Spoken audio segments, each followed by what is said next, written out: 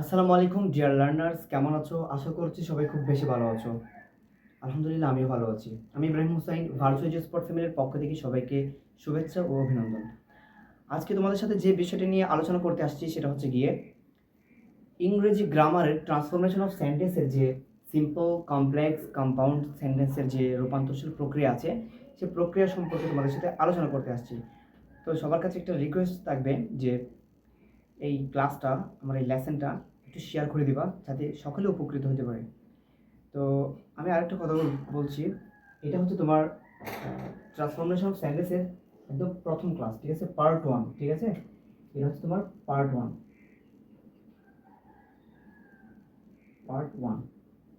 তো এই পার্ট ওয়ানে আমি বিস্তারিতভাবে আলোচনা করব।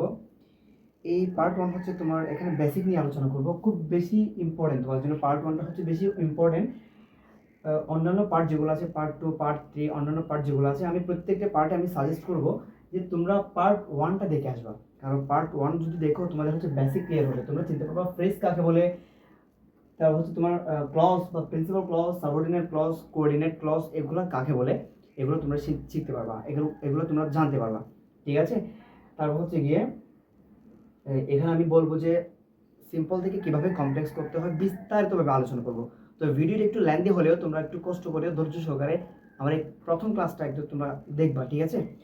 তো আমরা আর কথা না বাড়িয়ে আমরা সরাসরি আমাদের লেসনে চলে যাই।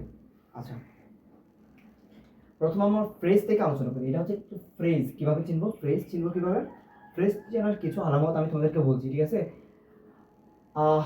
গ্রুপ অফ ওয়ার্ড, ফ্রেজ হচ্ছে একটা গ্রুপ অফ ওয়ার্ড, মানে হচ্ছে একগুচ্ছ শব্দ। তারপর হচ্ছে এটা হচ্ছে পার্ট অফ সেন্টেন্স, সেন্টেন্সের একটি অংশ, তবে পরিপূর্ণ একটা সেন্টেন্স না, ফুল সেন্টেন্স না, এটা পার্ট অফ সেন্টেন্স। যেখানের মধ্যে কোনো সাবজেক্ট ভার্ব থাকবে না, নো সাবজেক্ট এন্ড ভার্ব, কোনো সাবজেক্ট ভার্ব থাকবে না, there is no subject and verb.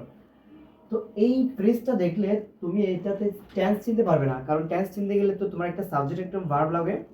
ওই জন্য এই তোমার এই ফ্রেজটা দেখলে তুমি টেন্স চিনতে পারবে না। সবচেয়ে একটা গুরুত্বপূর্ণ কথা হচ্ছে গিয়ে এই ফ্রেজটা স্বাধীনভাবে তার নিজের অর্থ, মনের ভাবটা সম্পূর্ণরূপে প্রকাশ করতে পারে না, ঠিক আছে? তো এই ফ্রেজটা প্রিন্সিপাল ক্লজের উপর ডিপেন্ড করে তার মনের ভাবটা প্রকাশ করে, ঠিক আছে? তারপর হচ্ছে আমি এখানে একটা অলরেডি একটা যা দিয়ে দিলাম। দেখো, by running fast, by running fast মানে হচ্ছে দ্রুত দৌড়ানোর ধারা, দ্রুত দৌড়ানোর ধারা। তো কথাটা এখানেই থেমে গেছে। তো কথাটা এখানেই যেহেতু থেমে গেছে, এটা হচ্ছে দেখো এই ফ্রেজটা তার নিজের মনের ভাবটা সম্পূর্ণরূপে প্রকাশ করতে পারে নাই, অর্ধেকের মধ্যে কথা থেকে গেছে। এখন বাই রানিং ফাস্ট, দ্রুত দৌড়ানোর ধারা, তাহলে মানে হচ্ছে মনের ভিতরে একটা আকাঙ্ক্ষা চলে আসছে যে দ্রুত দৌড়ানোর ধারা কি, মানে হচ্ছে আরেকটা কিছু জানার মানে একটা আকাঙ্ক্ষা থেকে গেছে না। তো এইটা ফুলফিল করার জন্য প্রিন্সিপাল ক্লজের সাহায্য নেই, যে প্রিন্সিপাল ক্লজের সাহায্য নেবে। You will get the train, তুমি ট্রেনটা ধরতে পারবা, ঠিক আছে? দ্রুত দৌড়ানোর ধারা, তুমি ট্রেনটা ধরতে পারো। দেখো এটা হচ্ছে তোমার একটা ফ্রেজ, এখানে কোনো সাবজেক্ট ভার্ব নাই এবং সেটা দ্বারা কোনো টেন্স চিনতে পারতেছি না, ঠিক আছে? তো এটা ফ্রেজ যে কীভাবে বলবো, এই যে এখানে কোনো সাবজেক্ট ভার্ব নাই, তারপর হচ্ছে কি এটা একটাকে কোনো টেন্স চেনা যাচ্ছে না। তারপর হচ্ছে যেটা স্পেশালি বিশেষ করে এটা হচ্ছে গিয়ে তোমার ভার্বাল নাউন হইতে পারে, ঠিক আছে? নাউন দিয়ে শুরু হইতে পারে, বা ভার্ব হিসেবে জিরান দিয়ে শুরু হতে পারে, পার্টিসিপল দিয়ে কখনো কখনো শুরু হয়, ঠিক আছে? তো তুমি আরেকটা উদাহরণ দেখতে পারো এখানে, without working hard, without working hard মানে হচ্ছে কঠোর পরিশ্রম ছাড়া। এখন কঠোর পরিশ্রম ছাড়া যদি আমি বলি, তাহলে দেখো, তাহলে একটা প্রশ্ন থাকে যায় যে যে কঠোর পরিশ্রম ছাড়া কি, কঠোর পরিশ্রম ছাড়া মানে হচ্ছে আরেকটা জিনিস, মানে আরেকটা কথা শোনার জন্য আমার মানে মনের ভিতরে একটা আকাঙ্ক্ষা তৈরি হচ্ছে। তো এটা হচ্ছে প্রিন্সিপাল ক্লজটি সম্পূর্ণরূপে প্রকাশ করে যে you can not prosper in life, মানে হচ্ছে without working hard you can not prosper in life. তাহলে দেখো প্রিন্সিপাল ক্লজের সাহায্য নিয়ে ফ্রেজটা তার মনের ভাবটা প্রকাশ করতে পারছে, ঠিক আছে? তো আমরা হচ্ছে কি একটু প্রিন্সিপাল ক্লজে যাই, একটা হচ্ছে সাবঅর্ডিনেট ক্লজ। প্রিন্সিপাল ক্লজে যাই না, তার আগে আমি একটু সাবঅর্ডিনেট ক্লজে যাই। সাবঅর্ডিনেট ক্লজে যাই। সাবঅর্ডিনেট ক্লজ মানে হচ্ছে কি ডিপেন্ডেন্ট ক্লজ, ঠিক আছে? সাবঅর্ডিনেট ক্লজ মানে হচ্ছে ডিপেন্ডেন্ট ক্লজ, মানে হচ্ছে এটা হচ্ছে সেম ভাবে প্রিন্সিপাল ক্লজের উপর ডিপেন্ড করে। তো subordinate clause, a group of word, এটা হচ্ছে একগুচ্ছ শব্দ যেখানের মধ্যে সাবজেক্ট ভার্ব থাকবে, ঠিক আছে, যেখানের মধ্যে সাবজেক্ট ভার্ব থাকবে। কিন্তু এই টেন্সের মধ্যে, এই সেন্টেন্সটার মধ্যে কোনো সাবজেক্ট ভার্ব ছিল না, ঠিক আছে, এই সেন্টেন্সের মধ্যে কিন্তু সাবজেক্ট ভার্ব আছে। তাহলে subordinate clause a group of word, এটা হচ্ছে এক গুচ্ছ শব্দ, it's a full of sentence, এটা হচ্ছে একটা ফুল সেন্টেন্স, ফুল সেন্টেন্স, ঠিক আছে। তারপর হচ্ছে গিয়া a group of sentence having a subject and verb, যেখানে কি থাকবে, একটি সাবজেক্ট থাকবে আর একটা হচ্ছে ভার্ব থাকবে, ঠিক আছে। আর এটা দ্বারা তোমাকে টেন্স চেনা যাবে, কারণ সাবজেক্ট ভার্ব থাকলে এখানে তোমার টেন্স চেনা যাবে। তার মানে হচ্ছে সাবঅর্ডিনেট ক্লজটা দেখলে তুমি টেন্স চিনতে পারবা। হ্যাঁ, আরেকটা গুরুত্বপূর্ণ বিষয় হচ্ছে সেম ফ্রেজের মতো এই সাবঅর্ডিনেট ক্লজটা তোমার সম্পূর্ণরূপে মনের ভাবটা প্রকাশ করতে পারে না, ঠিক আছে। তাও এই সাবঅর্ডিনেট ক্লজ প্রিন্সিপাল ক্লজের সাহায্য নিয়ে, ঠিক আছে, মনের ভাব প্রকাশ করতে পারে। তো সাবঅর্ডিনেট ক্লজ নিজের ভাব সম্পূর্ণরূপে প্রকাশ করতে পারে না, বরঞ্চ প্রিন্সিপাল ক্লজের উপর ডিপেন্ড করে, প্রিন্সিপাল ক্লজের সাহায্য নিয়ে তার মনের ভাবটা প্রকাশ করে, ঠিক আছে। আর এই টেন্সটা বিশেষ করে এই যে ক্লজ মার্কার যেগুলো দেখতে পাচ্ছ, ক্লজ মার্কার বলতে পারো, তোমরা লিঙ্কার্স বলতে পারো, এই সেন্টেন্সটা লিঙ্কার্স অথবা ক্লজ মার্কার দিয়ে শুরু হবে, ঠিক আছে।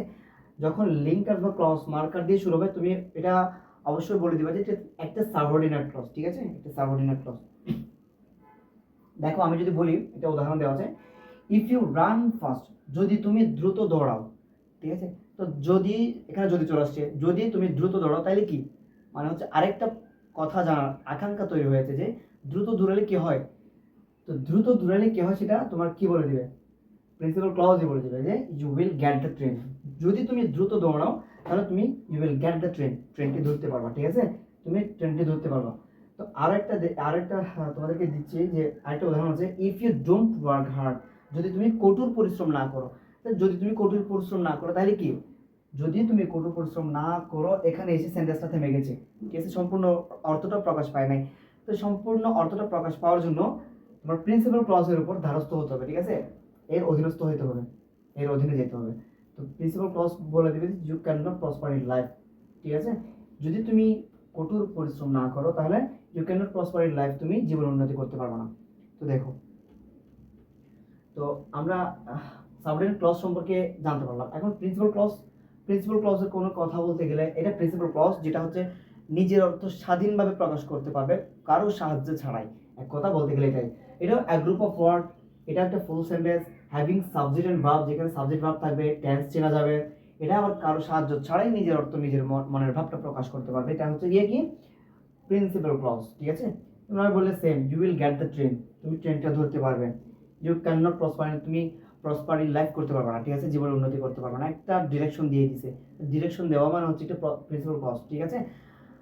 তো হচ্ছে গিয়ে আমি আজকের ক্লাসটাতে প্রথম পার্টটাতে আমি হচ্ছে গিয়ে ফ্রেজ কিভাবে কাকে বলে, তারপর প্রিন্সিপাল ক্লজ, সাবঅর্ডিনেট ক্লজ কাকে বলে, এদের পরিচয় সম্পর্কে তোমাদেরকে জ্ঞাত করে দিলাম।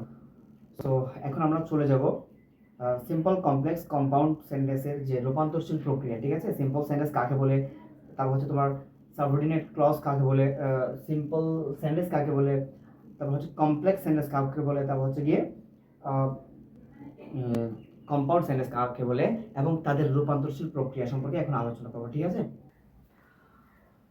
আচ্ছা দেখো, ইতিপূর্বে তোমাদের সাথে ফ্রেজ কাকে বলে, ক্লজ কাকে বলে, তারপর হচ্ছে তোমার প্রিন্সিপাল ক্লজ, তোমার সাবঅর্ডিনেট ক্লজ কাকে বলে, সেই বিষয়টি নিয়ে আলোচনা করা হয়েছে। এখন তোমাদের সাথে আলোচনা করবো সেটা হচ্ছে গিয়ে সিম্পল কমপ্লেক্স কম্পাউন্ডের যে রূপান্তরশীল প্রক্রিয়া আছে সেটাকে কিভাবে ট্রান্সফর্ম করা যায় সেই বিষয়টি নিয়ে তোমাদের সাথে আলোচনা করবো। তো দেখা যাক, এখানে অলরেডি একটা সেন্টেন্স দেওয়া আছে, তো আমরা এটা কিভাবে আইডেন্টিফাই করবো এটা কোন ধরনের সেন্টেন্স, ঠিক আছে, সিম্পল নাকি কমপ্লেক্স না কম্পাউন্ড। তো যে সেন্টেন্সের মধ্যে একটি মাত্র ফাইনাইট ভার্ব থাকবে, সাবজেক্ট এবং একটি মাত্র ফাইনাইট ভার্ব থাকবে, সেটা হচ্ছে তোমার সিম্পল সেন্টেন্স। তো দেখা যাক এখানে কয়টা ফাইনাইট ভার্ব আছে। তো দেখা যাচ্ছে এখানে একটা সাবজেক্ট আছে আর একটা হচ্ছে একটা ফাইনাইট ভার্ব আছে।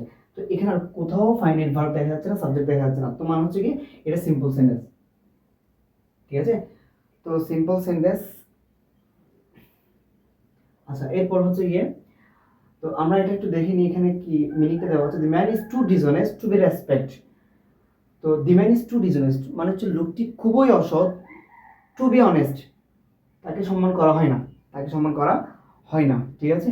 তো বা সম্মানিত নয় এরকম কিছু আর কি, ঠিক আছে। যেহেতু এখানে কোনো সাবজেক্ট এবং ভার্ব নাই, ঠিক আছে, তো এখানে একটা সাবজেক্ট এবং ভার্ব আছে।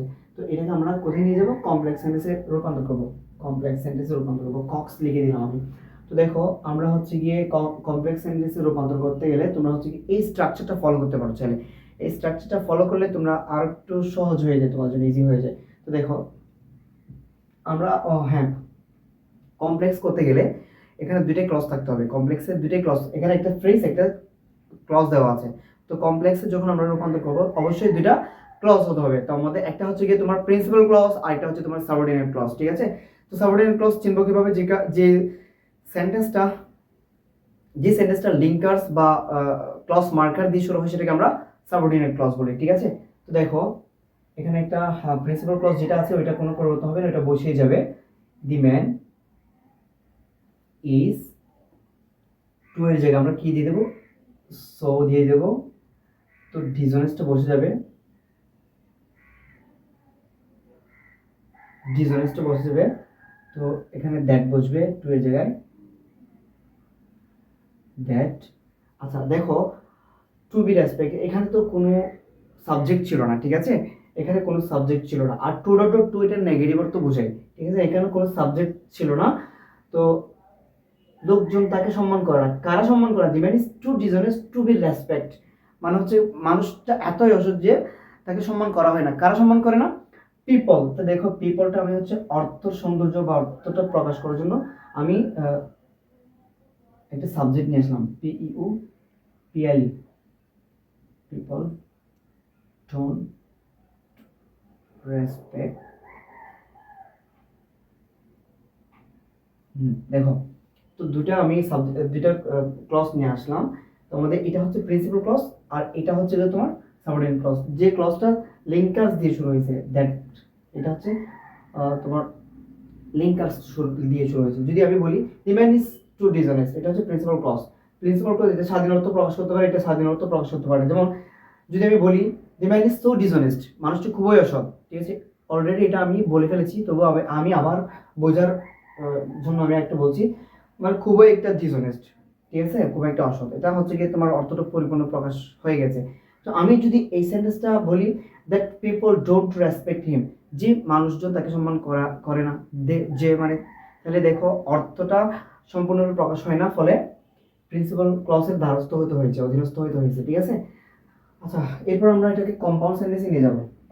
কম্পাউন্ড সেন্টেন্সে নিয়ে গেলে দুটোই প্রিন্সিপাল ক্লজ থাকবে এবং ওই সেন্টেন্সটা তোমার কনজাংশন দ্বারা যুক্ত হবে, অ্যান্ড অর বাট এই ধরনের কনজাংশনগুলো দিয়ে কম্পাউন্ড সেন্টেন্স, যে যেটা প্রিন্সিপাল ক্লজ আছে ওইটা তোমার কি কম্পাউন্ড সেন্টেন্স হবে। দেখো যে প্রিন্সিপাল ক্লজ আছে ওইটা বসে যাবে ম্যান ইজ, তো সো এর জায়গায় আমরা এখানে ভেরি দিয়ে দেবো, ঠিক আছে? ওই যে ভেরি দেওয়া আছে, ভেরি ডিসঅনেস্ট,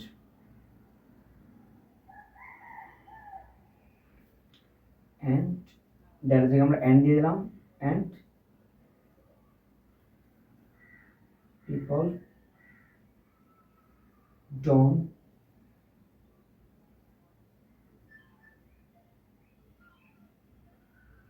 রেসপেক্ট হিম। আচ্ছা দেখো, দি man is very dishonest, the man is very dishonest and people don't respect হিম, দুইটাই প্রিন্সিপাল ক্লজ দেওয়া আছে এবং যা অ্যান্ড অর বাট ইয়েট এগুলো এই কনজাংশন দ্বারা যুক্ত হয়েছে, এখানে অ্যান্ড দ্বারা যুক্ত হয়েছে, তার মানে এটা হচ্ছে তোমার কম্পাউন্ড সেন্টেন্স, ঠিক আছে? তো দেখো দি ম্যান ইজ ভেরি ডিসঅনেস্ট, লোকটি খুবই অসৎ, ঠিক আছে? লোকজন তাকে সম্মান করে না, দুটো কিন্তু স্বাধীন অর্থ অর্থ প্রকাশ পেয়েছে, ঠিক আছে? তো দেখো এভাবে আমরা সিম্পল থেকে কমপ্লেক্স, কমপ্লেক্স থেকে কম্পাউন্ড, কম্পাউন্ড থেকে আবার কিবোর্ড সিম্পলে রূপান্তর করতে পারবো। আমরা সেই প্রক্রিয়াটা শিখতে পারলাম যে যে কিছু অনেকগুলো পার্ট আছে, অনেকগুলো রুলস আছে, অনেকগুলো রুলসের মধ্যে এটা একটা রুলস, ঠিক আছে? এটা একটা এক নম্বর একটা রুলস দিয়ে দিলাম যে যেখানে too too dot dot to থাকবে সেটা তোমার কমপ্লেক্সে সো ডট ডট দ্যাট হয়ে যাবে, ভেরি ডট ডট এন্ড হয়ে যাবে কম্পাউন্ডে, ঠিক আছে? তো চাইলে তুমি এই স্ট্রাকচারটা ফলো করে তুমি বুঝে, বিশেষ করে বুঝে এই জিনিসটা তুমি সলভ করতে পারো। তো প্রথম পার্ট আমি যেভাবে আলোচনা করেছি, মানে খুব একটা বেসিক নিয়ে আলোচনা করেছি, প্রথম পার্টটা তোমরা ভালো করে দেখবা। এরপরে যে পার্টগুলো থাকবে তেমন আলোচনা করবো, জাস্ট আমি হচ্ছে গিয়ে রুলস অনুযায়ী জাস্ট পরিবর্তন করবো, ঠিক আছে? ট্রান্সফর্ম করব। তো এই ভিডিওটা, এই লেসনটা একটু সবাই শেয়ার করে দিও যাতে সবাই যেন উপকৃত হতে পারে, ঠিক আছে? ধন্যবাদ সবাইকে, আসসালামু আলাইকুম।